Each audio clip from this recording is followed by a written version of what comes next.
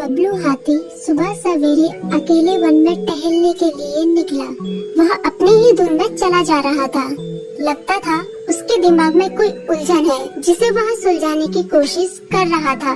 सड़क पर आगे बढ़ते ही उसके सामने चीकू खरगोश भागा। बबलू का पैर उसके ऊपर पड़ने ही वाला था कि चीकू जोर से चिल्लाया। उसकी आवाज सुनकर बबलू ने अपना पैर पीछे खींच लिया। कहाँ खोए हो बबलू भाई? कहीं नहीं, बस कुछ ऐसे ही सोच रहा था। किस बारे में?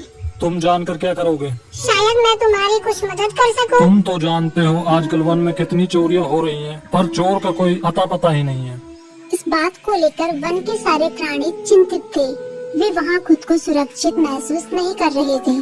अरे चीकू भाई, हम मजबूर हैं। हम चोर को पकड़ ही नहीं पा रहे हैं। वह बहुत चालाक है और अपने काम को बड़ी कुशलता से अंजाम दे रहा है। कहीं कोई सबूत ही नहीं छोड़ रहा। हमारे राजा इस बात को लेकर बहुत चिंतित हैं। यही कारण है कि हम सब इस बारे में सोच रहे हैं। अब तुम मेरी इसमें क्या मदद कर सकते हो? मैं कुछ सोचता हूँ, हो सकता है मुझे कोई उपाय सूझ जाए। प्रयास करने में कोई हर्ज तो नहीं है। तुम ठीक कहते हो चीकू, लेकिन वन के गुप्तचर भी अभी तक इसका कोई हल नहीं निकाल सके। इतना कहकर वे चुप हो गई। बबलू की बातों ने चीकू को सोचने के लिए मजबूर कर दिया। चीकू को उदास देखकर बबलू बोला, तुम अपना मन छोटा मत करो। मुझे अच्छा लगा कि तुमने मेरी परेशानी को समझा। कभी मैं भी इस वन के लिए गुप्तचर का काम करता था। एक बार मेरी टांग टूट जाने से मेरे अंदर फुर्ती नहीं रही। तब से मैंने यह काम छोड़ दिया। चीकू, तुम चाहो तो यह काम दोबारा कर सकते हो। वन के प्राणी ज्यादातर दिन में भोजन की तलाश करते हैं, वे रात को आराम करते हैं। तुम दिन रात दोनों में ही भोजन की तलाश में निकल सकते हो सकता है रात को तुम्हें कुछ ऐसी बातों का पता चल जाए जो हमारे काम की हो। हाँ बबलू, तुम ठीक कहते हो। मैं आज रात को वन में घूमकर इस बात का पता करने की कोशिश करता हूँ।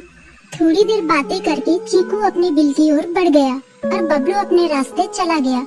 चीकू के दिमाग में अभी तक बबलू की कई बातें घूम रही थी। उसे समझ नहीं आ रहा था वह बबलू की मदद कैसे करे।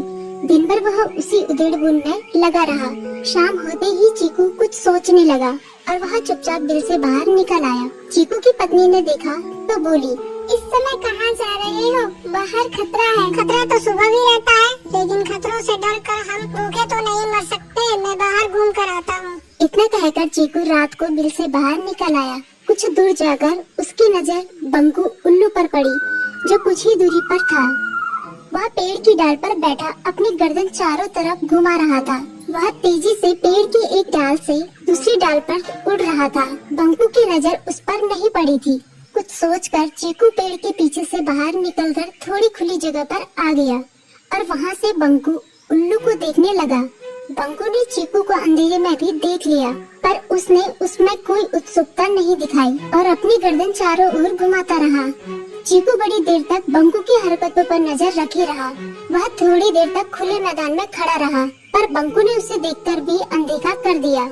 उसने महसूस किया कि बंकू के आसपास चमकू चमगादड़ भी मंडरा रहा था। कुछ देर वन में घूमने के बाद चीकू अपने बिल में लौट आया और सुबह होने का इंतजार करने लगा। अगली सुबह बबलू उसी रास्ते में जा रहा था।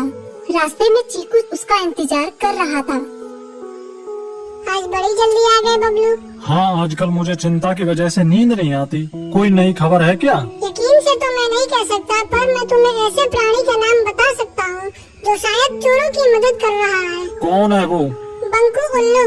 इतना कहकर चीकू ने रात की घटना उसे ज्यों की त्यों सुना दी।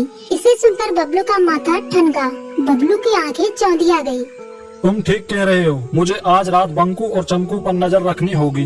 इतना कहकर वे दोनों अपने अपने रास्ते चले गए। बबलू रात को अपने साथियों के साथ बंकू पर नजर गड़ाए रहा। उसकी संदिग्ध गतिविधियों को देखकर बबलू ने उसे उसके साथियों चंकी और संकी लोमड़ के साथ पकड़ लिया।